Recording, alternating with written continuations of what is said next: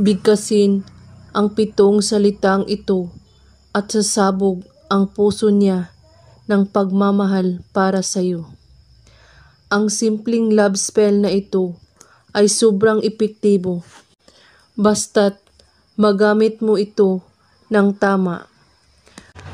Kunin mo ang larawan niya at titigan mo ito at banggitin mo ang mga salitang ito ng paulit-ulit.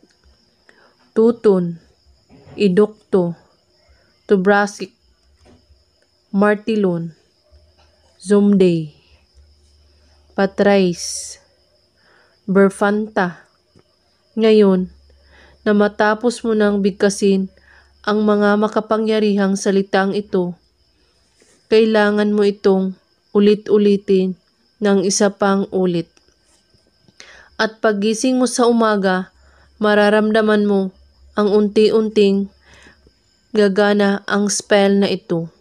Gawin lang ito kahit anong oras at araw, basta't bago kayo matulog sa gabi.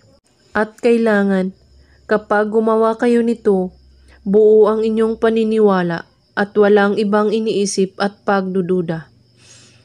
At kung may katanungan po kayo, ay magko-comment lang po sa baba. Maraming salamat sa panonood.